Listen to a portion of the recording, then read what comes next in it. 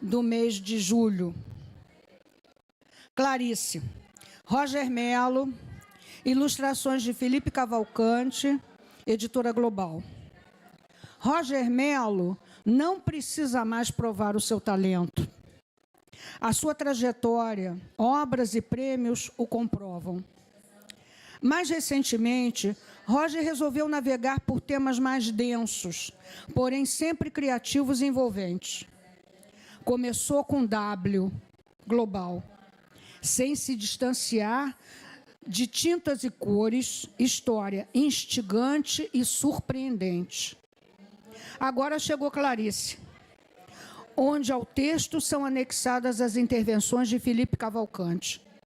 Os traços do jovem artista trazem o foco para elementos da narrativa, nos situando no hall frio dos prédios de Brasília.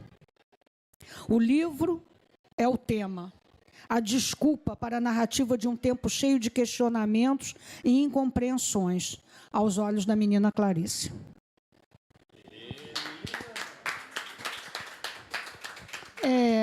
Você não deixa por menos.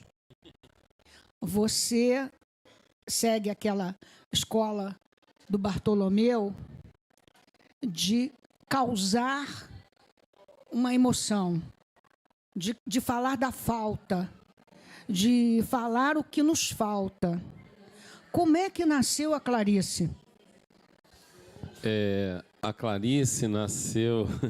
Estou muito feliz aqui de estar aqui com a Ana, com o Vô, né? A Clarice nasceu, não sei agora, deixa eu tentar lembrar, porque tem muito tempo que ela nasceu. Ela começou a nascer, né? Porque eu começo a fazer e fica um tempo assim, eu largo de mão. E aí um dia volta, e aí volta de novo. O Vô estava lembrando, né, que no discurso de recebimento do Hans Christian Andersen lá no México, eu li a primeira parte, que é essa cena em que tá a tia dela e uma amiga da tia jogando os livros no lago, amarrando uma pedra, né? Porque primeiro elas jogavam e boiava. E não adiantava botar fogo, porque em Brasília aparece muito fogo. Depois a Iracema, que é uma das que não queria que botasse o nome, agora elas não estão com problema nenhuma. Ela não queria que botasse o nome, ela disse que quando elas botavam fogo, elas tinham que levar um violãozinho para aparecer. E fingiam uma alegria, né? Porque na verdade eram pessoas que gostavam do livro e tinham que se livrar do livro, mesmo que o livro não fosse um livro delas, ou um livro especial para elas, era para elas muito difícil botar fogo no livro ou se livrar dele. Então eu li essa parte, mas ela já estava, muito da história já estava... Nessa época ela já estava quase toda delineada. Faltavam coisas. O fim já existia, né? Porque tem livro que a gente faz mais... É engraçado, né? Tem livro que a gente faz mais numa determinada ordem, como se o começo fosse o início e tal. Tem livros que você vai e volta, né? Depois você vai ver onde que fica o quê, um pouco como o Jogo da Amarelinha do Cortázar, só que, na verdade, o leitor é a gente mesmo. E esse livro ele é um livro muito de pistas, né? Porque é um livro sobre, como você falou, sobre as ausências, sobre a falta do pai e da mãe, sobre principalmente a falta do livro, o poder que o livro tinha de fazer as pessoas desaparecerem, né? Porque para uma criança, para a gente era uma época de nonsense. Gostar de nonsense para a gente é natural, porque os adultos mudavam de assunto quando encontravam as crianças, né? E começava um ar sério por causa de um livro. Gente, por causa de um livro, uma pessoa sumiu, morreu, foi torturada, né? Então, eu acho que todas essas coisas, essas pistas, elas foram indo para o livro, né? Como é que você trabalhou junto com o Felipe e como é que o Felipe conseguiu fazer essa interação com o texto? Ele não expõe o texto, ao mesmo tempo ele enriquece o texto. Como é que foi esse trabalho? O Felipe, ele desde criança, ele desenha muito. Ele desenha e gosta muito de música também, né, amor? E ele tem uma coisa muito é engraçado, não tem nada a ver com o meu processo, é completamente diferente. É sobrinho, mas não é completamente diferente. Ele é muito mais metódico do que eu sou muito mais... Agora, o que eu acho impressionante é que nem todo ilustrador inaugura pensamentos visuais, né? O Felipe, ele pegava um detalhe e, em vez dele colocar o que estava no texto, simplesmente, ele ia muito além. Por exemplo, nessa cena aqui, que é uma cena em que a gente tem... eu tinha um primo que ele era uma figura estranha, ele não cabia muito bem no mundo, digamos, normal, né? Então ele trabalhava, era um funcionário público, meio tchecoviano, o Zé, o nome dele era Zé, só que eu chamo ele de primo. E o Zé, ele lia jornais todos, comprava todos os jornais, e ele lia e jogava o jornal. Assim que ele acabava de ler, ele jogava o jornal. Então a casa dele parecia um cenário do Garcia Marques. Era cheia de jornal espalhado pelo chão, e ele ia encontrando em cada uma daquelas notícias um paralelo com as pessoas da família. Então ele sabia que eu gostava de bicho, ele sabia que eu gostava de desenho, então era disso que ele ia falar comigo. A minha irmã gostava de arquitetura, ele ia falar de arquitetura com ela. Que é uma coisa muito doida, né? Que era a maneira que ele tinha de se comunicar, porque eu acho que ele buscava alguma normalidade na loucura dele. E, para mim, ele me parecia mais normal do que as outras pessoas, né? Porque a loucura dele era de outro nível, não era uma loucura de esconder livro, né?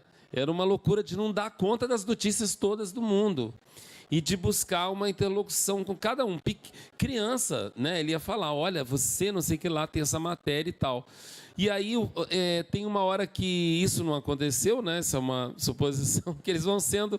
Isso acontecia, mas não aconteceu com a gente. Da gente ser deixado na casa do Zé. Mas como a mãe e a tia estavam sempre apagando um fogo em algum lugar, resolvendo um problema, soltando alguém, tentando ir na biblioteca de alguém tirar os livros proibidos antes que a polícia chegasse. Então, ele deixavam as crianças na casa de outras pessoas. E na casa dele tem uma hora que os dois estão na casa dele, está cheio de jornais no chão, e eles começam a falar do lago Paranoá, que foi um lago artificial, né?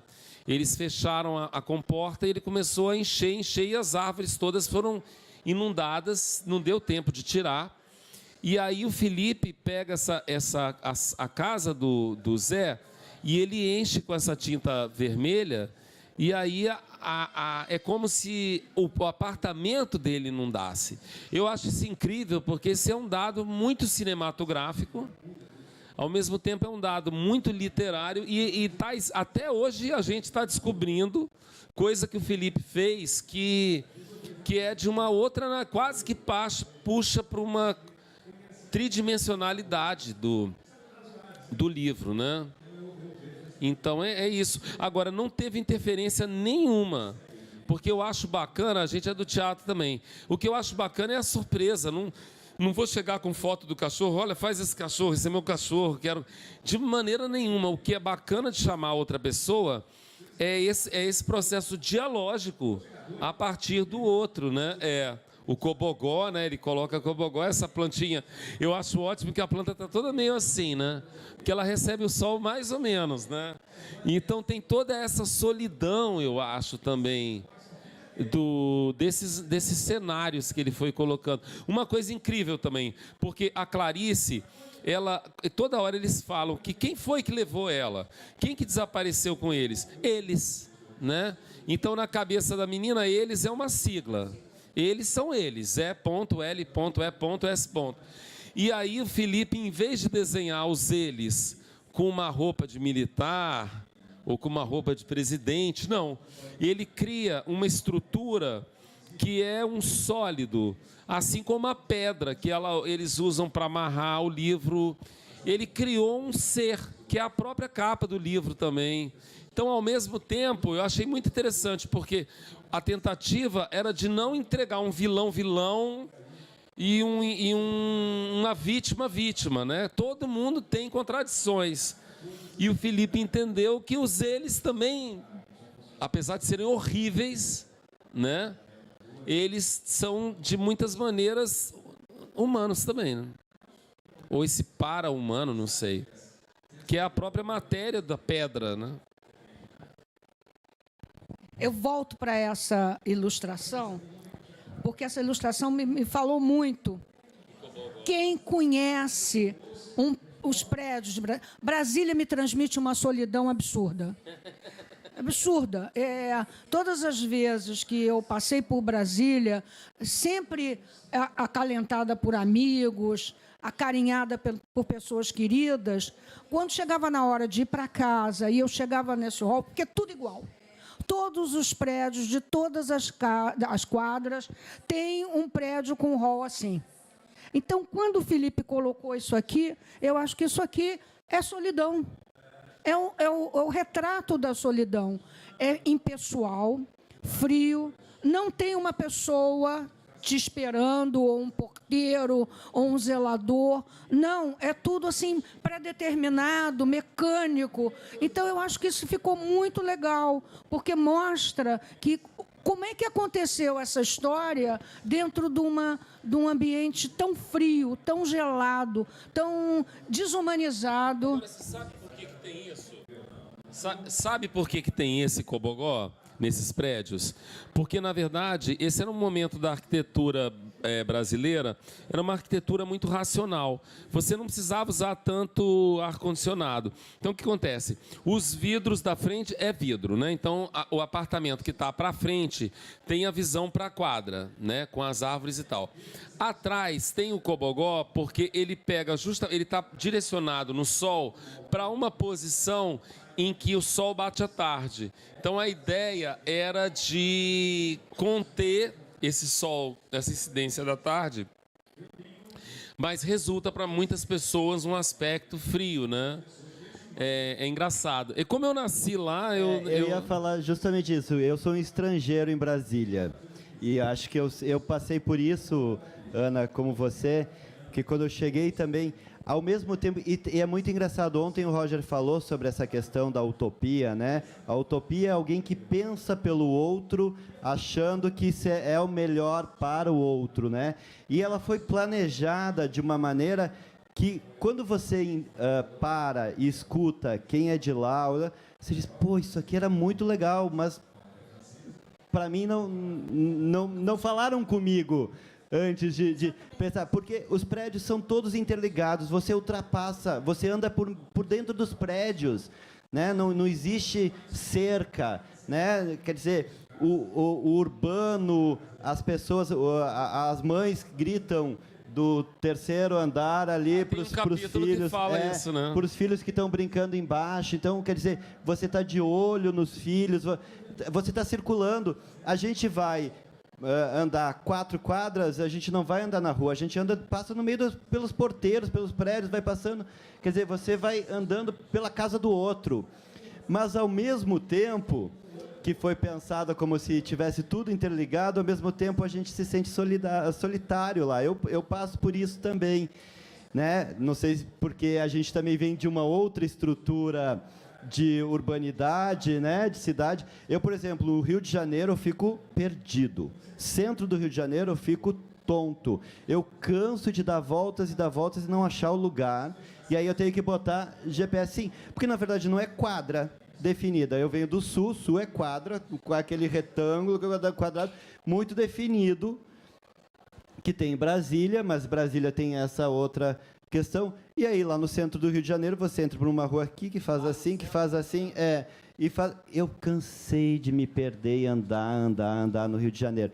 Então, essas estruturas que são pensadas, né, e essa utopia, por isso que eu acho que, assim, Brasília era aquilo que todo mundo queria que desse muito certo, foi pensado por grandes pensadores, né, em todas as áreas, desde arquitetura, urbanismo, até a questão da educação, da cultura e tudo, e ao mesmo tempo que vive essa ruína que a gente está passando por uma cidade que foi desenhada como um avião, que era para decolar e não decolou.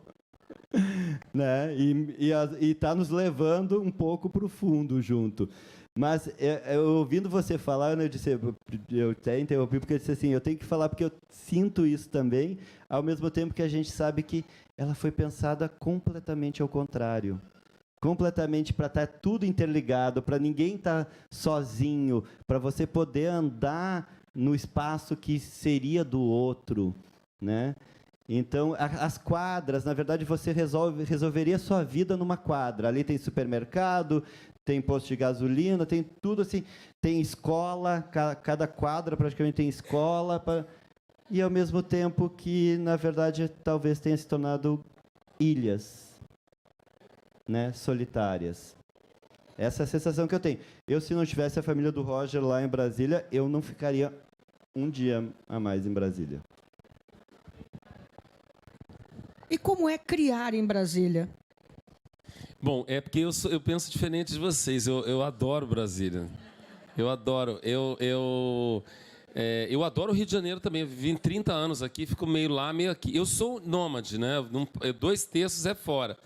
Mas Brasília tem uma coisa que, para criar, é muito bom.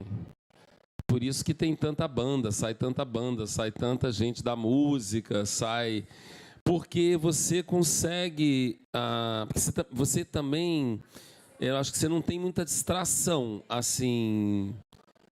Você foca, você acaba focando, né? Assim, vou desenhar, então tá, o negócio é desenhar mesmo. Posso te desmentir? Quê? Posso desmentir, Eliana? Quê? Na verdade, isso é real o que ele está falando para ele.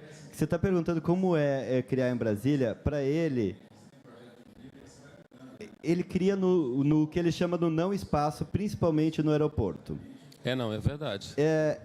Como ele funciona em Brasília? Avião também, avião muito. Como ele funciona em Brasília? Ele tem um quarto que ele transformou num ateliê. Ele tirou a porta do guarda-roupa.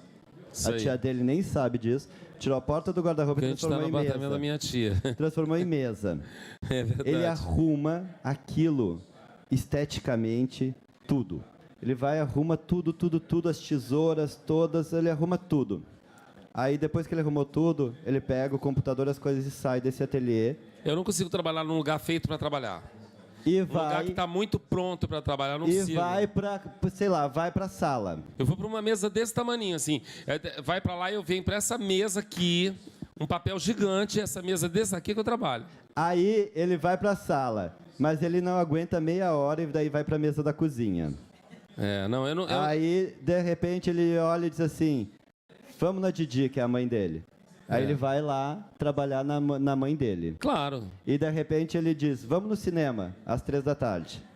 Exatamente. Então, assim, essa história de focar, Brasília é bom para focar, talvez para os outros artistas. Não. Porque para ele... Não, eu digo assim, por exemplo, eu também faço teatro.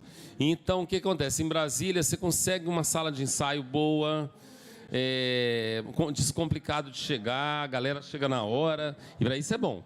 Para ensaiar é bom, para essas coisas e tal. Mas é uma cidade esquisita. Agora, é engraçado que eu acho que esse livro, ele é o livro que mais tem Brasília, mas ele não é um livro sobre Brasília. Eu acho que ele é um livro sobre o Brasil. E mais, eu acho que ele tem muito o mundo todo, né? Você vê quantas referências, sem querer eu fui vendo as referências do mundo que estavam, da Coreia, né? Tem uma capa escondida aí da Coreia. Porque tinha essa coisa também das embaixadas, né?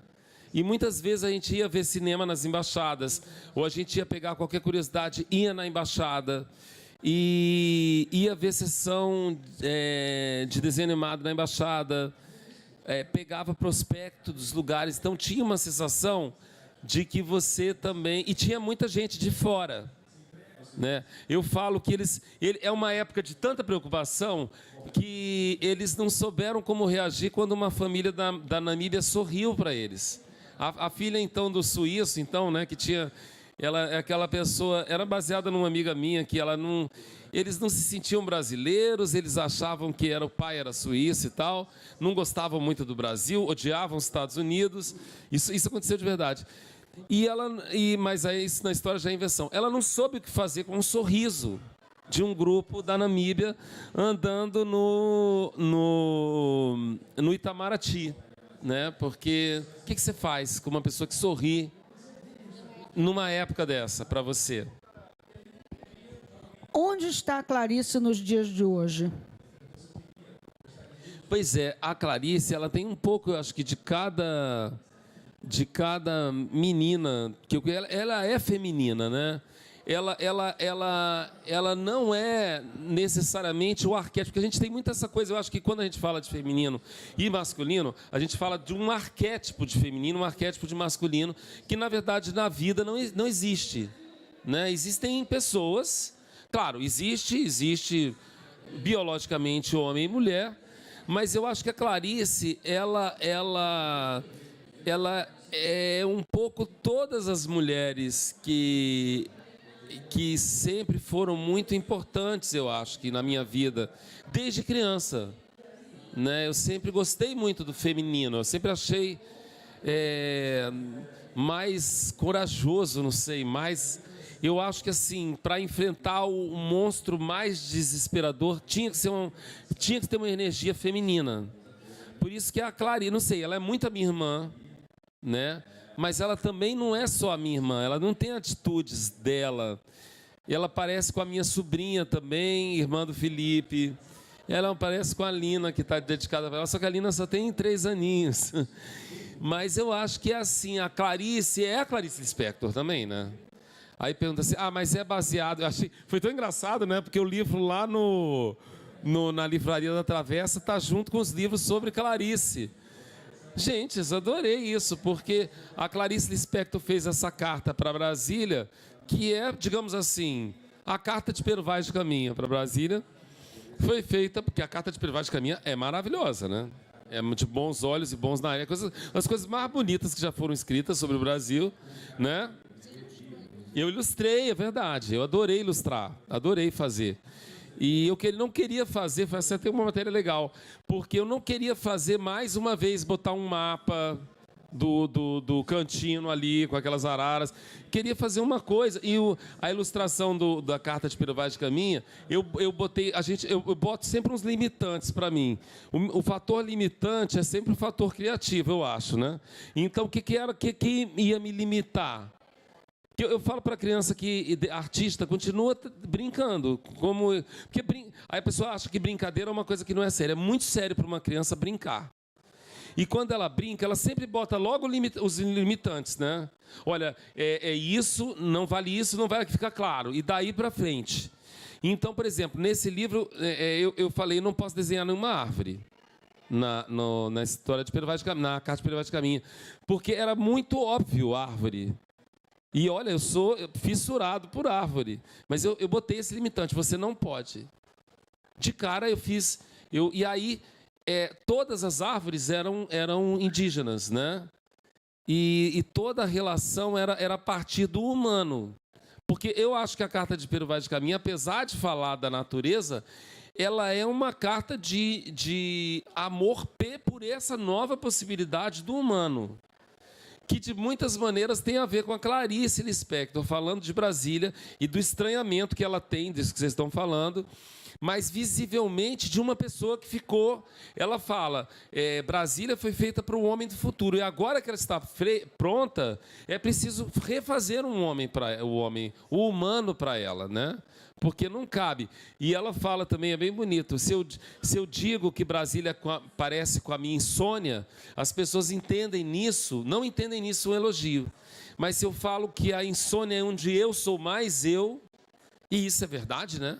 Você olha para a casa da Clarice Lispector e você vê que aquilo é fruto de muitas insônias. Inclusive, eu sou apaixonado pelo trabalho de Clarice. Sei que isso é chover no molhado, porque todo mundo tem mais que ser. Mas é realmente maravilhosa. E aí tem uma hora nessa carta em que ela fala...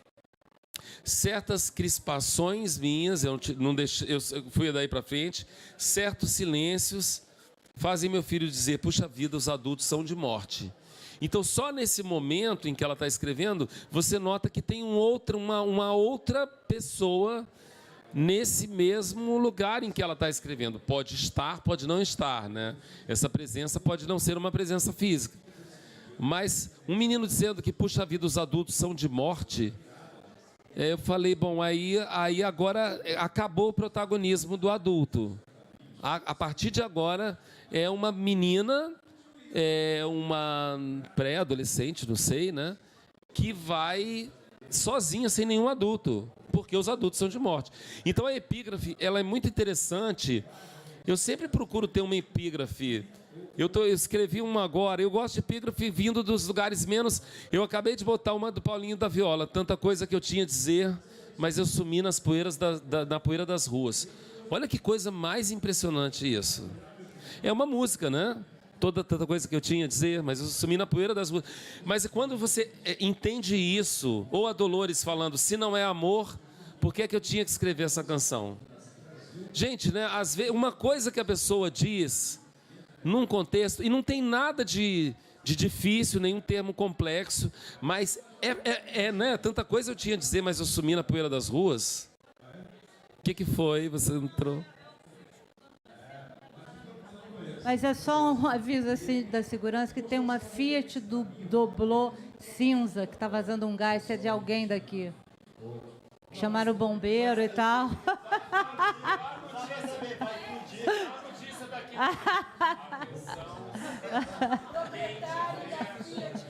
Não, filho. Foi você? Faz. Ela vai fazer. Não, faz. Não, vem fazer. A proprietária da Fiat Doblô. Atenção, proprietário do Fiat Doblô, placas. Favor se dirigir ao estacionamento do recinto, está havendo vazamento de gás. Obrigado. Você fala... Então a pessoa tem que decidir entre o vazamento de gás e a Fiat Doblô. É que nem aquele momento do super-homem, né? Que ele tem que decidir se ele faz uma coisa... Não. Você falando dessa coisa das frases, eu me lembro 2 momentos. Primeiro, uma frase que eu repito muito, que também é do Paulinho da Viola, que eu aprendi com uma chefe querida que eu tive em Brasília, que diz assim: faça como o velho marinheiro, que durante o nevoeiro leva o barco devagar. Essa é maravilhosa. E a última que eu falei foi a frase da encrenca, que foi: e, por favor, me traga uma notícia boa. Essa é do linda. Vinícius de Essa Moraes, que eu Tudo coloquei, por favor, me traga uma notícia boa. E a notícia boa naquele momento era nós estarmos juntos, e hoje também estamos juntos. Eu queria saber o seguinte: o chaveiro do dinossauro. Certo. É simbólico? O que aconteceu? Eu sei que chave sempre está relacionado com a liberdade, com a vontade, com abrir portas, tudo isso. Mas a Clarice está fissurada ali naquele chaveiro do dinossauro. Como é que apareceu esse chaveiro do dinossauro? Não, é porque eu adoro dinossauro. Sempre que eu puder, eu coloco um dinossauro na... Não foi muito proposital, não, mas também tem. Na verdade, tem vários detalhes. Ó, desde o Todo Cuidado é Pouco, que eu tenho mania de objetos, assim, né? Uma balança que não pesa mais... ou uma... ou aquela marcha que tinha um caranguejo, lembra?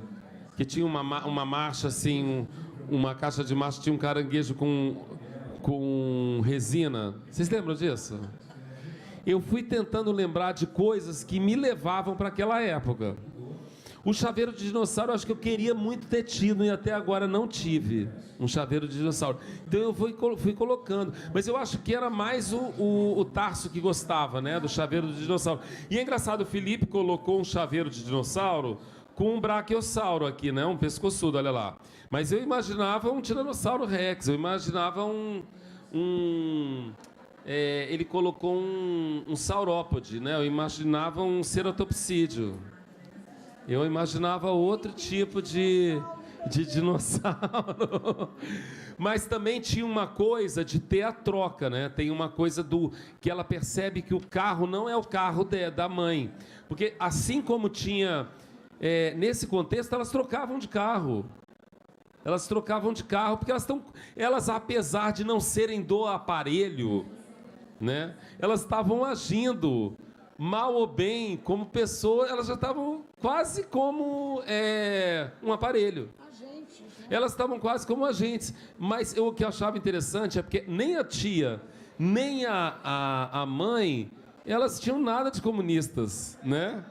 Elas tinham... A minha tia, que não queria que botasse o nome dela aqui, eu não botei, da próxima vez eu falei, eu vou botar o nome, vou botar o e-mail, vou botar o tipo sanguíneo, porque agora elas ficam falando, era fulana, olha lá, aquela era fulana, era Cantídia, entendeu? Na hora ela não queria que eu botasse o nome dela, mas agora elas estão curtindo, porque ela acha ainda agora que ela pode ser presa, se botar o nome dela ali, porque elas estão tão aparelho... Elas, sem saber, elas estavam. Porque elas viam que a outra, a nossa prima, que era do aparelho mesmo, que ia para a UNB, que os eles batiam lá e sumiam com a galera. E o muito doido, que o marido da Etani, que está ali, mas ela não é exatamente quem ela é, ele era militar. Então isso era interessante também, porque, na verdade, ela era um furacão. Ela era meio Clarice também, a Etani era meio Clarice. Ela era um furacão, ele não tinha como segurar essa mulher. Mas ele também sofria, porque ele trabalhava para eles e ele sabia que ela era do aparelho. E a minha tia, que não era, acabou ficando cheia de tática. Não, mas não pode, tem que ser que lá, não tem que jogar na água e tal. Ela levava, isso não está no livro, né? Ela levava roupa para amigos. Ela só tinha amigo comunista, subversivo. Ela era amiga de Darcy, ela era amiga de Niemeyer, ela era amiga da galera toda. E todo mundo foi sendo exilado, a não ser Atos Bulcão, que foi o único que ficou lá, né? Mas Burle Marx, né? Que ela não entende porque que esse Marx pode e o outro não pode. Eu me lembro que, na época da Revolução, eu tinha acabado de... Eu estava fazendo o antigo ginásio e tinha tido aqui no Rio, no Campo de São Cristóvão, uma exposição espetacular da Rússia. Não sei se vocês lembram, se alguém lembra disso. Foi uma exposição extraordinária. Trouxeram a nave do Gagarin, trouxeram um material riquíssimo. Era a primeira exposição que acontecia da Rússia no Brasil. E eu fui com a escola visitar essa exposição e trouxe um monte de material. Eu me lembro que a revista do Gagarin era linda, num papel couché brilhoso, lindo, uma gráfica, uma coisa espetacular. Então, eu enchi uma gaveta da cômoda da minha mãe com esse material todo que eu trouxe, que era um material riquíssimo, fotos de máquinas, de lugares e tal. Quando aconteceu... E agora? O que eu faço com esse material todo? Meu pai dizia, some com isso, você não pode ficar com isso. E nós picamos aquilo tudo pequenininho para jogar no lixo picadinho, que era para... Olha, você é do aparelho também, olha aí. Tá para não achar que era coisa, era uma gaveta inteira. Então, eu me identifiquei muito com essa coisa. Primeiro que você se desfazer de um livro... Eu acho que todos nós que trabalhamos com livro é uma das coisas mais dolorosas que pode existir. Mas é um livro bom. Então, pois é, mas não, meu marido já me disse que se chegar mais um, não cabe. Então, ele já fez uma estante especial para mim, mas não cabe mais nenhum. Então, eu acho que também é muito interessante a coisa do você doar, né? Então, como eu recebo muito livro, eu também dou muito livro. E pena que o Alex não está aqui. Uma coisa que eu gosto muito são aquelas casinholinhas, que tem até uma aqui na Elige, tem uma lá no Leblon, na praia. Então, sempre que eu posso, eu vou caminhando até lá e deixo um livro. Então, eu acho que essa coisa de você deixar o livro... Eu deixei uma vez um livro num restaurante e aí eu vi o livro na mão de uma pessoa quando eu voltei da praia. E aí eu disse, você gostou? Ele falou assim, eu estou esperando para devolver, porque a pessoa esqueceu. Eu falei assim, não, fui eu que esqueci e é para você ler. Aí ele ficou assim, sabe? Então as pessoas também não estão preparadas para isso. O livro mexe com a gente o tempo inteiro. E eu me senti tão desolada de ter que afogar o livro. E a cena que ele coloca do livro descendo, com as árvores, com o cemitério indígena, com aquelas coisas todas tão simbólicas, é bem doloroso, né? É bem doloroso. Eu não vivi conscientemente esta época, eu era muito jovem, mas eu acompanhei amigos posteriormente, inclusive o filho da Zuzu Ângel era casado com a filha de um grande amigo que não descansou enquanto não encontrou o corpo da filha. Então, ele era militar. Imagina o sofrimento dele redobrado. Então, isso aí foi uma coisa Os militares também foram vítimas. Eu acho que muito dolorosa. tem essa noção de que o militar, né, todos eram a mesma coisa. Não. Não, não era. E você coloca isso. Você coloca Ninguém era militar eles... na minha família, mas eu via isso. Eu via outros militares que não queriam isso também. O eles é dúbio. Então, a própria Clarice fala, ué, mas por que ele não fez isso? Por que ele faz aquilo? Ele está no carro, o carro é do eles ou não é? Por que ele não está vestido de eles? Então, eu acho que essa própria confusão, essa própria montanha de sentimentos estão muito presentes ali. E eu acho que ela não conclui essas coisas, né? Ela, ao final do livro, ela ainda está entendendo para onde foi parar a mãe dela. Né? Como ela está entendendo onde foi parar a mãe dela e por que a mãe dela aparece com essa outra, né, com a Zilá. Quem está preocupado com isso não dá para dar conta de tanta coisa. Pois é, mas aí é pessoal. Não é? E por que a mãe aparece de vermelho?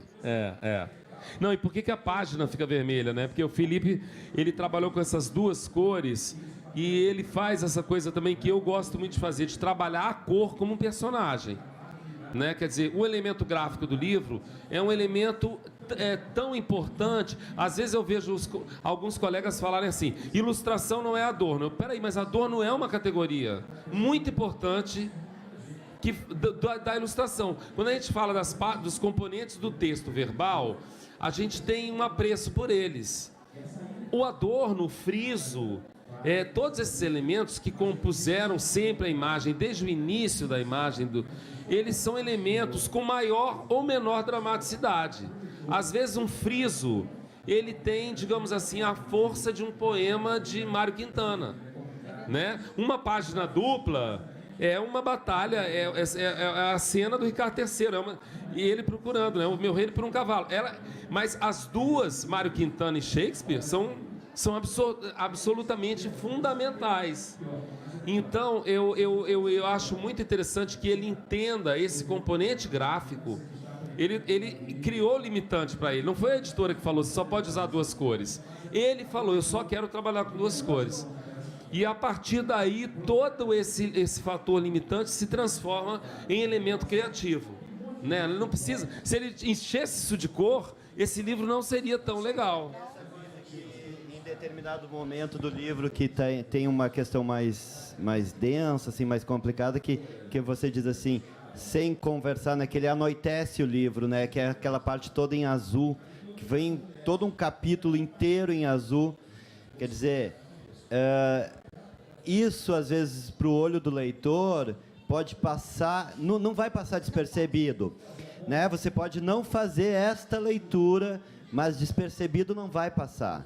Alguma coisa vai entender, vai fazer com que você preste mais atenção ou perca um tempo maior na reflexão nesse momento, sem saber o porquê, mas tem uma intenção. E isso o Felipe, nossa, arrasou. E só com muito vai e volta, né? Às vezes a gente vê um PNLD falando, muda de papel, bota num papel assim, bota o formato tal. Gente, isso é a morte do livro. Isso é jogar o livro com uma pedra amarrada na água de novo. Só que sem sentir pena, como a minha tia, coitada, sentiu. A Rosinha falou ontem, Ela fez um livro lindo, Mar de Sicília, um livro premiado, maravilhoso. Ela disse, gente, o livro tinha que ser horizontal, é o mar, é a linha do horizonte. Como é que vou colocar o livro num 23 por 23? Não tem como. O voo vê quantas vezes... É outro livro. Quantas vezes a gente corta papel até chegar ao formato. E corta, não, mas não tá legal ainda. Deixa eu pegar os que tem nesse formato. Não, mas não é isso, quero diferente, né? Ah, não, mas mais horizontal, mais quadrado. Cada livro é um diferencial. E isso dá muito trabalho, né? Todo mundo aqui que trabalha com livro sabe disso. Aí a editora vai, que é bonito isso também. Aí ela fala assim, não, mas esse formato não fecha caderno. Aí, em vez de você ficar chateado, você usa aquilo. Não, então, peraí. Então... E aí aquilo que eram limitantes que você impôs, com um limitante gráfico que a editora trouxe, com mais aquilo, esse processo dialógico resulta nesse objeto que é o livro. Aí vem o PNLD e fala, não, é tudo formatizado, né? Papel couché, transparente e tal. Não é, gente, não Eu é acho muito bom você ter tocado no PNLD, porque é para, mais uma vez... Nem de Jabuti a gente vai falar também? A gente ressaltar que o PNLD atual não é o que nós queremos. Não é adequado, não é pertinente, não é inteligente e não é o que nós queremos. Então, a gente espera que essa maré passe rapidamente, que a gente possa retomar a criatividade. E nenhuma criança brasileira merece um livro sem qualidade, que não seja o livro pensado pelo artista, por essa editora, porque senão não precisava pensar. A editora já dizia para todos os artistas, o formato de todos os livros vai ser esse. Há muito tempo atrás, eu participei de uma reunião, há muito tempo atrás, tá? Uma reunião com pessoas de governo naquela época e tal, sobre as características que o livro deveria ter para ser comprado, o livro de literatura, e eu ouvi de um especialista, entre aspas, dizer o seguinte, gente, esses livros que a gente vai comprar não precisam ser ilustrados, nem coloridos. Isso não vai fazer parte, não vai ser importante. Entrega um PDF, né? Não vai ser importante para a criança. Entrega o PDF. Eu vou voltar para a Clarice e vou pedir licença para ler o último pedacinho da Clarice, para vocês sentirem que quando você chegar aqui, você já está chorando rios de lágrimas. Vamos lá. Oh, meu Deus. Emocionante demais. Ela aparece por detrás da poeira vermelha. Ou de uma nuvem no horizonte, não sei. Quero ver e não consigo. Minha mãe parece muito mesmo com a Zilá. A Zilá parece muito com a minha mãe. Não sei quando comecei a correr na direção dela. Acho que quando ela jogou a bicicleta para o lado. A bicicleta é vermelha, ou a poeira vermelha me fez acreditar que a bicicleta é vermelha. Tenho certeza que é minha mãe, mas pode ser a Zilá. Ela tem um lenço em volta da cabeça, como as mulheres nas revistas. O vento não quer deixar o lenço ficar onde está. É Zilá. Não, não é Zilá. Esfregar os olhos não me fez enxergar melhor. A cada passo em minha direção, ela fica mais longe. É minha mãe, tenho certeza. A poeira faz o vestido dela ficar vermelho também. Tudo vermelho. Quero gritar, mãe, mas tenho medo que seja Zilá.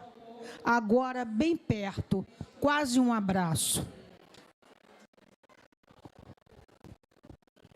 É deslumbrante, é emocionante, ele permite uma releitura permanente. Cada vez você descobre uma frase, uma palavra, você foi muito conciso no seu texto, você deixa o sentimento transbordar nas palavras, mas você não extrapola o tamanho da palavra. Então, eu acho que tudo isso envolve a gente numa atmosfera que é asfixiante. Você quer estar junto daquela menina, você quer descobrir onde a mãe dela está, o que aconteceu com o pai, por que aquele menino está indo embora do Brasil? Por que ele é o amigo dela? Por que ele diz que não está indo e está indo? Todos os elementos vão te ligando de uma tal maneira, é um rodamuinho que você não consegue sair. Garotinho é asfixiante, viu? Não, e tem uma coisa engraçada também. Você perguntou, aí ficou essa pergunta muito. Ninguém nunca me fez. Quem é a Clarice, né? Gostei de você perguntar isso. E agora eu me lembrei também de Maria Martins. Eu acho que a Clarice foi um pouco todas essas mulheres muito fortes que o Brasil desperdiça. O Brasil desperdiça a Maria Martins. A Maria Martins é uma artista do tamanho de Picasso, entendeu? Tão grande quanto, sei lá, as maiores artistas do mundo. E o Brasil, quem que fala de Maria Martins, gente? A Maria Martins, ela era uma mulher que tinha, além de ser uma artista plástica absurda, imensa, ela é uma personalidade. Ela escreveu um livro sobre Nietzsche na época que não era moda escrever livro sobre Nietzsche. Ela foi criticada pelos artistas e pelos filósofos, e o livro era maravilhoso. Ela comprou o Broadway Boogie Woogie do Mondrian, numa época que Mondrian não estava na moda. Mondrian vendia aquarela, porque ele achava que aquela aquarela que ele fazia de flor não era arte. Mas ele fazia maravilhosas aquarelas de flores, vendia para poder fazer aqueles quadros neoconcretismo, né? Aquele amarelo, vermelho, preto, aquela coisa doida que depois se tornou o Mondrian. Então, essa mulher comprou aquele quadro que, na época, já começava a ser valorizado, que é o Broadway Boogie Woogie, um dos quadros mais importantes do século XX, e deu para o MoMA. Entendeu? Então, é uma mulher que não só era uma artista gigante, tá? As esculturas dela são inacreditáveis. Fizeram pela primeira vez uma exposição muito importante, tem até um documentário agora sobre ela. Eu realmente recomendo, porque é uma mulher impressionante, né? Que todo mundo do Champ fez o livro. Ele tem um livro um livro de artista que o livro tem um peito na capa, e o peito é o peito da Maria Martins. Então, é uma mulher que estava acima de tudo. A mulher não tinha nenhum limite. É um monstro. E então a Clarice vê uma escultura dela, como eu vi uma escultura dela no Itamaraty, porque o Itamaraty é bonito mesmo, demais. Então você vê, você tanto tem obras da escola baiana, sei lá, do século XVI, como você tem um painel incrível do Burle Marx. E, enfim, você tem Maria Leontina, você tem... É inacreditável, entendeu? E sei, eu acho que ela foi sendo um pouco... Tem a Coreia também, né? Você falou, porque o Tarso acha que ele está indo para a Coreia, ou finge. Eu acho que é muito também um livro da mentira, né? Ele fala assim, justo ele, o maior mentiroso de todos, né? Mas ela fala o maior mentiroso de todos porque ela sabe que ela também é uma mentirosa. Porque somos todos, né? Porque quando a ficção ela é encarada como ficção, ela deixa de ser mentira. Mas a mentira tem um valor, uma importância muito grande. O que aqueles adultos fazem o tempo todo? Omitem com mentiras, mas são mentiras boas, né? É aquela coisa do Suassuna. Você prefere acreditar na minha mentira ou na verdade desse besta? E todo mundo fala, na tua mentira, claro. Né? Ele inspirou o Chicó nesse maior mentiroso. Ele falava, né? Estou cultivando um mentiroso. Presta atenção nele, ouça as mentiras. Como que ele conta mentiras, né? Como que não é qualquer mentira, é uma mentira bem contada. Hoje, de manhã, nós tivemos o Luiz Antônio Aguiar falando do Esopo. Então, ele fala que ele inventou a história da vida do Esopo. Ele quis fazer um livro diferente. Então, ninguém pode... Quero muito ver esse livro, porque ele era um escravo, né? Então, ele pegou fragmentos que existiam e criou a história do Esopo. É verdade enquanto criação, ficção.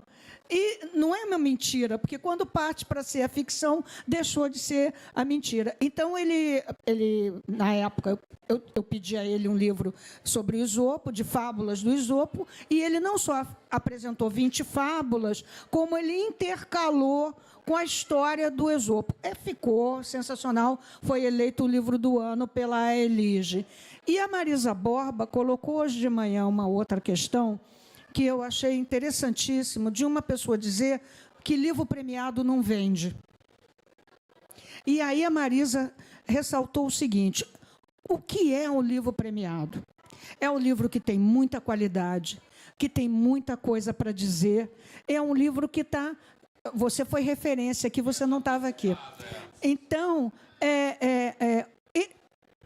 a nossa população tem necessidade de livros premiados, mas ela está limitada e bitolada pela programação da televisão, né? Televisão sem qualidade, pelo livro sem qualidade. Então, que precisava que o livro premiado aconteça e que consiga chegar, que não vai ser, infelizmente, através do PNLD, mas o livro premiado, por ter uma qualidade, é preciso que também a educação possa acompanhar e a cultura possa acompanhar. Então, o Brasil é um país que está sempre crescendo, está sempre evoluindo, mas a gente precisa chegar lá de uma maneira mais efetiva. Ontem, Ana, a gente estava jantando com o Valcir Carrasco e a gente estava falando justamente sobre isso, porque, né, como as pessoas compram muito mais a revista de caras do que o livro e os livros de qualidade, os premiados. Estou dando exemplo, não sei porque eu não compro, mas assim, é um tipo de revista que as pessoas compram porque querem ver, né, tem um status de ver uma pessoa que está lá. É como se a gente comprasse um livro de ficção também que tem o status de ver o personagem estar fazendo uma viagem de trem e tudo. Só que as pessoas veem nisso, veem um valor simbólico, né, dessa possibilidade e não conseguem ver no valor simbólico no livro de ficção, nessa possibilidade também. Então, assim, enquanto a gente não conseguir criar esse valor simbólico de que o livro, seja infantil, juvenil, adulto, mas o livro de ficção, o livro de literatura, seja tão valorizado como e saia na revista Caras, saia na capa da revista Caras, a gente não vai conseguir fazer com que a população queira esse objeto, tenha desejo desse objeto, né? Que é como as pessoas têm desejo do objeto da vida do artista e não da obra como livro. Então, assim, a gente tem muito trabalho pela frente e os prêmios são fundamentais porque eles nos ajudam a criar este desejo deste objeto, né? Poxa, para mim um prêmio, assim como o prêmio da Finilige, é para dizer, olha, isto é uma tendência. Quando a gente vê aquele livro do Carrascosa, a gente estava, né, que ganhou o melhor livro para jovem é o Museu das Perdas, é esse o nome, né? A gente vê um livro desse e a gente diz assim, não, mas isso vai estar na mão do jovem? Não, isso é uma tendência. A gente quer que o jovem tenha na mão dele uma obra como esta. Então, corram atrás, editoras, e produzam obras como essa, né? É para ditar no mercado conceitos, tendências, conceitos no mercado. Senão, a gente vai cair na mesmice e a gente não consegue transformar esse objeto num objeto de desejo, que é o que Clarice fala o tempo todo, porque, na verdade, quando o livro é proibido, ele se torna um objeto de desejo. Todo mundo quer, né? Eu lembro, eu era fã... Eu era fã, sou fã da artista da Madonna, assim, mas quando ela lançou aquele o Sex, que era capa, era proibido e não sei o quê, eu era de menor e queria de tudo pedir para um adulto comprar, né? Porque era um livro proibido. E só quem era adulto e só algumas pessoas conseguiam comprar. Então, assim, a gente precisa ter esse valor, esse desejo, né? E eu acho que os prêmios ajudam, sim, nesse sentido. Essa capa. Essa capa. Não, tira essa jaqueta. Essa jaqueta, jackets. Então, aí é uma letra coreana. Tá escrito, o que vocês acham? Clarice. Clarice não, tá escrito Clarice ali, ó. Tá escrito Clarice ali. O que tá escrito nesse alfabeto Hangul? Tá, uma coisa que a gente acabou de falar, 2 palavras aqui. Livro proibido. Livro proibido. Foi o Felipe até que sugeriu, né? Ele quis colocar. A editora quis que tivesse Clarice também, né? Mas livro vermelho é bom. Ah, o Clarice está aqui. De muitas maneiras uma coisa ficou associada à outra, né? Claro. O livro vermelho. É, mas é bonito também, eu contei essa história ontem, vou contar de novo resumido. Porque, na verdade, o rei Sejong, que é falado nesse livro, quando você chega na... A gente vai muito para a Coreia, são 17 vezes, né? Tá, e estamos indo à 18ª agora. Então, quando você chega lá, é uma cidade muito bonita, muito legal. Cada lugar da cidade... É um pouco como o Rio, né? Cada lugar que você vai é uma cidade diferente. Então, quando você chega na praça, na sede mesmo, de frente para o Palácio do Telhado Azul, tem a estátua do Sejong com um grande livro na mão. Ele é o herói da Coreia. É maravilhoso. Você fica emocionado com aquele rei medieval segurando o livro na mão, o livro aberto, ele fica no meio. Os carros têm que passar por ele, pelo Sejong, assim. Porque em 1400, o livro era proibido por outro motivo, porque caracteres chineses, eram caracteres chineses, né? A Coreia já esteve anexada à China e tal, eram muito difíceis de serem, são lindíssimos, mas são 500 e não sei quantos caracteres, né? Que você vai juntando um com o outro, formar um ideograma, né? Força mais água, dá rio. Força mais palavra, dá crítica. Né? Você vai é lindo isso, aliás, né? Então você tinha que entender aquilo. Então, só o clero e só os nobres é que eram... Só para eles o livro não era proibido. Então, o Sejong, escondido, porque ele é um rei, mas ele tinha que fazer... Ele tinha que... É como se fosse o Supremo e mais... Não sei, ele não era um déspota, né? Ele não administrava sozinho. E ele convidou, parece um conto de fadas, um conto maravilhoso, convidou sábios de todos os cantos, cada um foi para o seu canto e bolou um alfabeto. O mais lógico, mais interessante, mais fácil de ser entendido possível. E até hoje o Hangul é o alfabeto mais fácil. Em 2 horas você aprende a ler o Hangul, né? Porque essas formas que tem, elas imitam a forma da boca, não é a forma da imagem.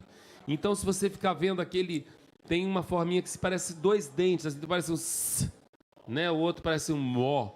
Então, e não são tantos fonemas. Então, em 2 horas, você lê o que tá. Você não sabe o que é, tá? Porque é muito difícil saber que Anil Hassel é oi, tudo bem?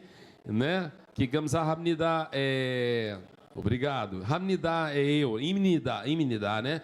Então, na verdade, o que esse rei, esse grande herói da Coreia, é um herói de verdade. Esse é um herói de verdade. Ele queria que as pessoas pudessem ler.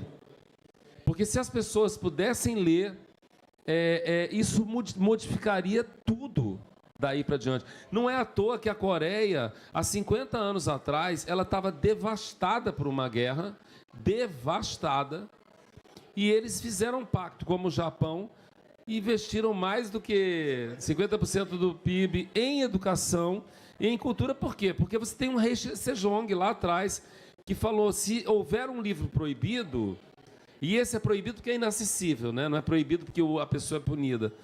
Você derrota todo mundo, você derrota o clero, você derrota os nobres, né? E isso é interessante você dizer, Roger, porque você sempre contou essa história, que eu também conheço, mas assim, agora eu acabei de fazer uma ligação com o Brasil, né? Uma outra ligação entre a Coreia e o Brasil. Se a gente pensar que 73% da população brasileira é analfabeta funcional, a gente está proibido de ler. A gente está lendo ideogramas sem conseguir decifrar. Então, quer dizer assim, a gente está precisando de um rei Sejong aqui no Brasil que nos possibilite a população... Ler a literatura premiada, é isso que ele queria. Ler os livros premiados. O Darcy que falou que se não construísse mais escolas, tinha um construído... Porque, na verdade, o que acontece... Houve a universalização, né? Houve a universalização, 98% das crianças estão na escola, só que está tão decadente o ensino e de uma forma, não é culpa dos professores, é culpa de todo um sistema, na verdade, né? Na verdade, os professores estão fazendo a diferença. Né? Sim, estão lutando com todas as possibilidades que tem, sem material ou sem...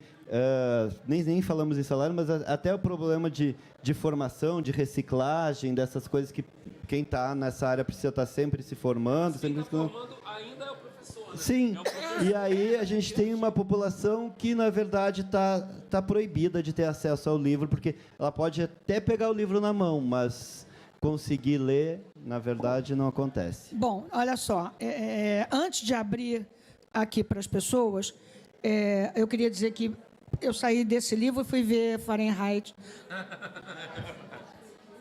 Qual livro você vai decorar? Eu perguntei para a Mariana. Qual livro você vai decorar, Mariana? Eu falei assim, tem que ser algum do Tolstói. Ela, Guerra e Paz, só que só um tomo. Aí eu penso também que vai ser outra pessoa, porque ela vai ter que ir com você para todos os lugares. Eu queria dar um aviso o seguinte. O Roger Mello e o Volney não gostam de futebol. Então... Não, mas ele gosta. Amanhã... Na Copa ele fica. Vai assistir aqui. Não, na Copa a gente gosta, né? Amanhã, às 9h30, Espiral de Livros, Ideias e Ficções Sem Fim, com Roger Mello.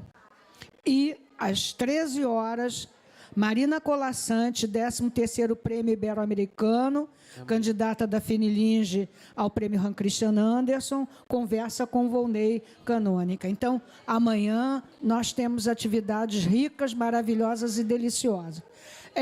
Vou abrir Graça agora... Lima também, hein? Às 10 horas. Não, é porque me pediram só para... Às 10 horas, assim está aqui. Flix... Palavra, ilustração na literatura infantil e juvenil, com Graça Lima, Roger Mello e Vânia Rezende. Falando de Ziraldo, Alves Pinto. Eu queria fazer uma parte, só porque o Flix me cutucou aqui um pouquinho. A mim também. É o seguinte, há muito tempo atrás, eu vou falar de avaliação de governo, tá? Há muito tempo atrás, nós fizemos uma coleção na editora antiga que eu trabalhava e colocamos o Flix. A avaliação foi que o livro não pertencia mais a esse tempo, era um livro ultrapassado. Por escrito. A segunda coisa... Quem foi o gênio? Não, porque era só uma pessoa que assinava todas as avaliações. Bom, eu não vou dizer, começa com... Não, era uma pessoa chamada Aparecida. Eu acho que é um pseudônimo, porque essa Aparecida assinava tudo. Desapareceu. E a outra coisa é o seguinte, hoje nós discutimos tanto a questão da ilustração e o texto, e a gente vê isso em Clarice de uma maneira tão rica. Eu fiz com o Roger Mello, perdão. Esse é Desejo Oculto, obscuro desejo. Com o Léo Cunha, um trabalho, ele fez a tradução de um livro colombiano para mim, que me foi indicado pela querida Maria Osório. Silvia Castrion, e o livro se chama Han. Primeiro, eu tive inúmeras dificuldades para inscrever esse livro no programa, porque o programa não aceitava um título tão curto. Eu tive que pedir autorização para poder inscrever. Segundo, o Han, que acho que nem tem mais o livro, ele tem uma história genial. É a história da Han e a história do menino. A história do menino é contada no texto e a história da Han é contada na ilustração. E, obviamente, que no momento eles vão se encontrar. Avaliação: incoerência entre texto e ilustração. Não, mas uma pessoa que fala isso chega a ser genial, né? Chega a ser genial, porque é uma inteligência pro mal, né, gente? A Fuga da Rosinha ia ser completa. Porque você conhece esse livro? Não, Passeio de Rosinha. Passeio de Rosinha está no Crianças Criativas, né? Que o texto fala assim: Rosinha sai da manhã ensolarada a passear. E é uma galinha que sai numa granja. E dá a volta pelo lago alegremente. E tem uma raposa no desenho. Então, o desenho... ele está contradizendo completamente o passeio da Rosinha. É perigosíssimo. Só que a raposa bate com a enxada na cara, e aí cai um enxame de abelha. Então, o texto verbal diz uma coisa, o visual diz o oposto. Então, aquele item que tinha lá no Jabuti, adequação da imagem ao texto, fica onde? Porque é impossível aquela ilustração é uma Emília, né? Ela está falando nada de, né? E aí você não sabe, ou se a Rosinha sabe, tá tirando o sarro com a tua cara, ou se a Rosinha realmente não sabe. Gente, esse livro é genial, né? Ou se a Rosinha... E é isso. Então, a ilustração muitas vezes está negando o texto, está dizendo o oposto do texto. Não, inclusive tem um texto da Colômbia que ele foi reconhecido como o livro mais inteligente para criança daquele ano. Mas era inteligente para a criança, não para esse avaliador.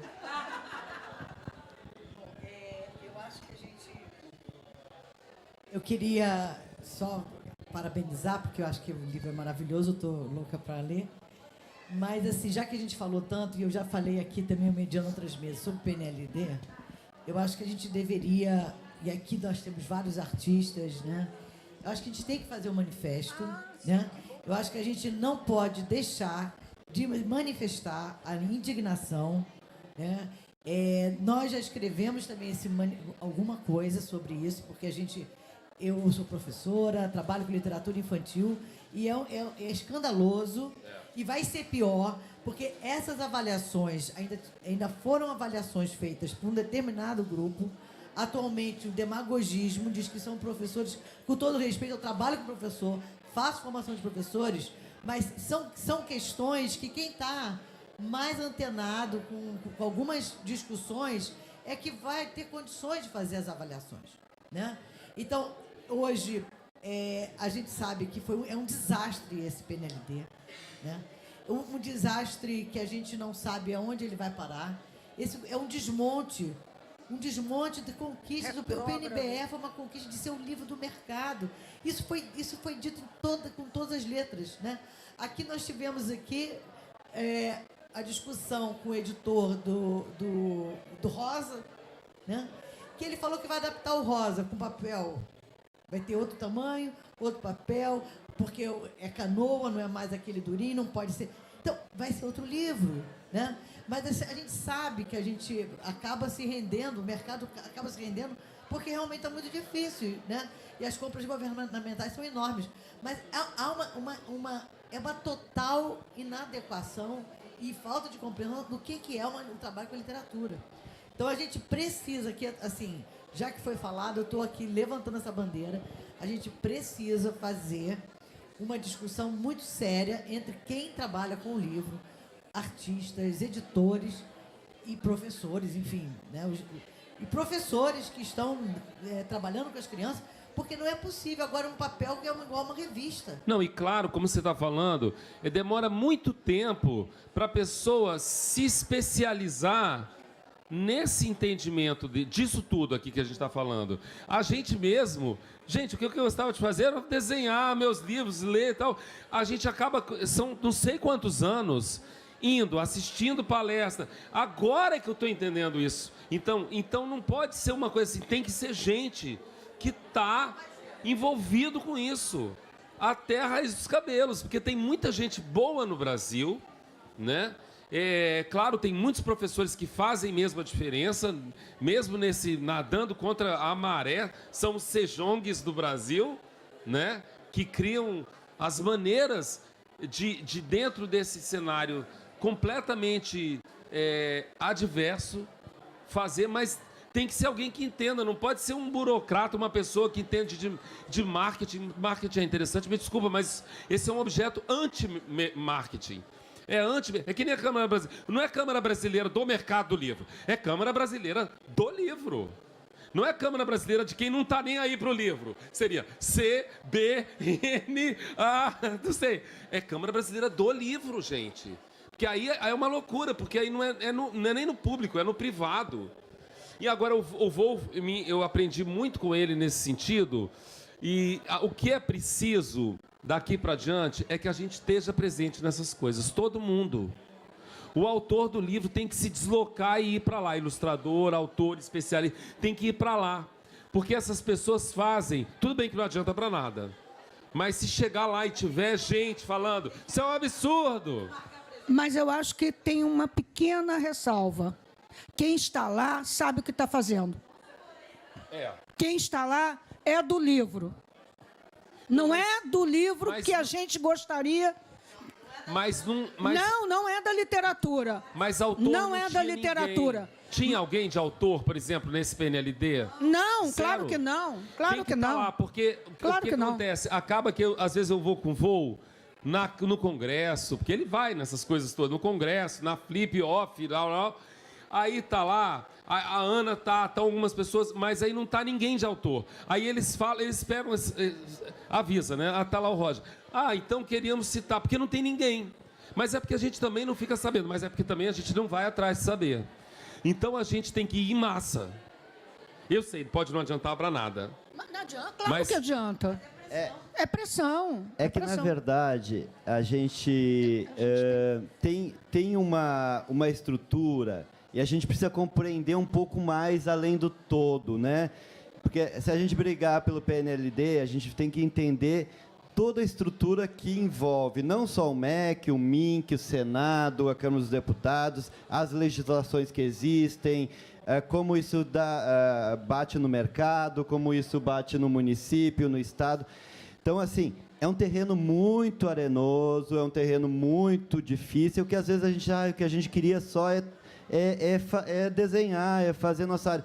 Mas se a gente não pensar essa estrutura, é por isso que a gente está minguando. O ano passado eu falei isso na Flip. A Flip quase não aconteceu, teve que ir para dentro da igreja, não teve tenda, não tinha dinheiro, não sei o que. E a Flipinha fechou. A Flipinha fechou, diminuiu muito e parará. Mas o que acontece? Se a gente não criar essa estrutura, não adianta. Então, a gente vai sempre se tornar refém. Então, agora o mercado se tornou refém deste governo que está com essa coisa do PNLD, e aí o mercado transformou os artistas refém deles, porque daí, se você quiser participar, tem que fazer nesse padrão, e aí o leitor se tornou refém de tudo isso. Então, né, é um efeito cascata. Como é que a gente muda? Como é que a gente cria? Como é que os pais vão reclamar? Né? Quando eu escrevi a coluna lá, que deu maior confusão em São Paulo, que o Dória mandou fechar as escolas, as bibliotecas escolares. Né? Desrespeitando uma lei que diz que até 2020 tem que ter, toda escola tem que ter biblioteca. Então, como é que você faz? E são poucos os que vão realmente, dão a cara para bater, parará, porque quando eu escrevi, deu 7 mil compartilhamentos, foi para parar no Senado, quando os deputados virou pauta lá. E aí... Comprar a passagem e ir, gente, porque quando tem, falando sério, não tem que esperar alguém dar essa passagem. Tem que ir. A Alex vai, né, de vez em quando. Tem que ir nessas coisas, porque fica lá, aí você vê assim, uma Fátima Bezerra do PT, batalhando. Um Rafael Mota, qual é o partido dele? PSB. Então você vê, tem pessoas diferentes. Um Chico Alencar. Aí se a gente está lá, ele fala, olha, tá esse autor, tá aquele ilustrador. Eles vão falando, porque senão a gente não tem... eles não estão nem aí. A verdade é essa. A verdade, não estão nem aí, vamos. E aí, nessa hora, o pequeno editor que vai lá, como a gente viu, fica sem força. Eles jantam. Essa galera janta. Não que eles não vão jantar também, o escritor e o ilustrador, mas é porque aí eles sentem que isso pode ter um impacto de mídia. Entendeu? E aí eu acho que assim, tem tanto artista escrevendo livro de outras áreas, por que não, né, um Lázaro Ramos, né? Tem que sabe, porque... Quem sabe das coisas do sofrimento somos nós. Não adianta, os jornalistas até, eles se dedicam, mas eles vão até ali, porque eles não estão vivenciando, então eles não entendem, então, para eles... quer saber quem está de autor aqui? Não, mas mesmo assim, né?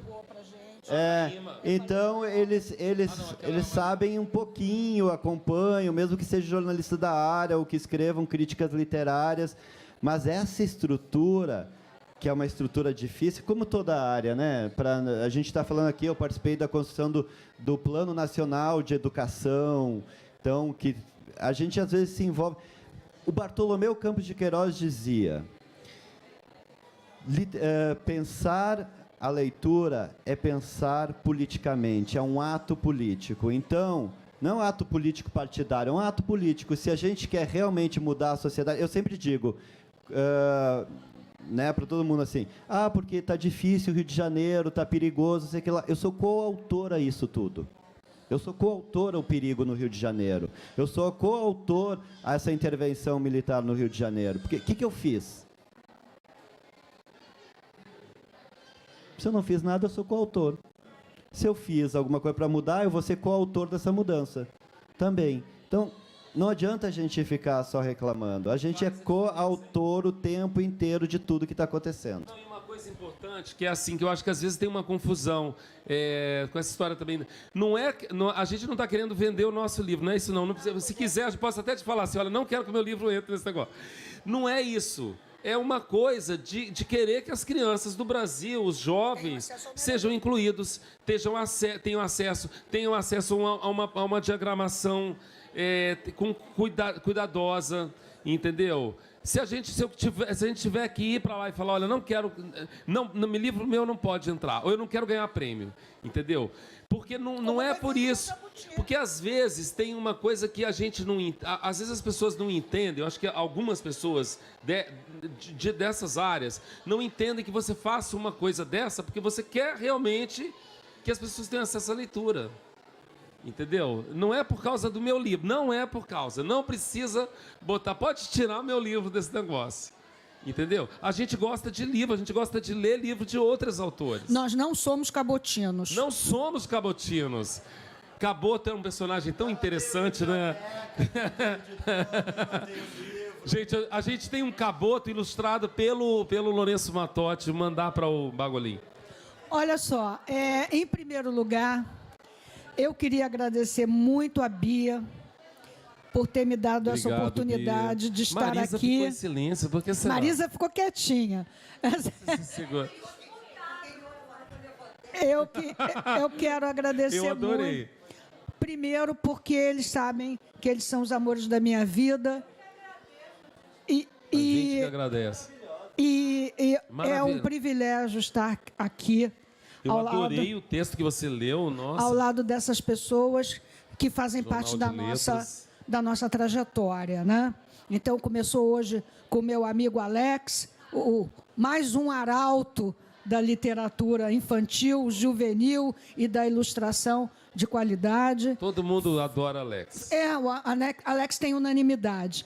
Então, acho que foi ótimo hoje de manhã ter participado do primeiro prêmio da Associação de Escritores e Ilustradores de Literatura Infantil e Juvenil, onde o livro do Luiz Antônio Aguiar, Liberdade para as Fábulas, foi eleito o livro do ano. Fantástico. Estar ao lado de Marisa Borba, com quem a cada momento eu aprendo uma coisa boa. Estar nesse salão ligada a tanta gente. Eu já falei isso na abertura. Ano passado foi o Salão da Resistência, este ano é o Salão da Teimosia. Nós não vamos desistir, nós não vamos nos dispersar, porque aqui é a nossa grande bandeira, é daqui que sai a nossa grande marcha, é prestigiando a literatura infantil e juvenil de qualidade, é nos congregarmos, estarmos juntos em prol da literatura de qualidade, em prol da criança brasileira. Muito obrigada, Roger. Somos fãs da Fundação. A Fundação só aumenta o número de categorias. Gente, né, o que a gente estava falando, as categorias de premiação mostra um critério maior no estudo, a diversidade da produção. Quantas pessoas pelo Brasil afora falam, gente, é a única maneira que eu tenho de ver o que está sendo produzido. Claro, você não vai se restringir a isso, mas é fantástico, porque é gente do Brasil inteiro votando. É um prêmio realmente democrático, entendeu? Viva, né? Viva a FNLJ. É muito difícil, né? Porque você também está nadando contra a maré. É a Rainha Sejong também, a fundação, né? E Ana maravilhosa, vou...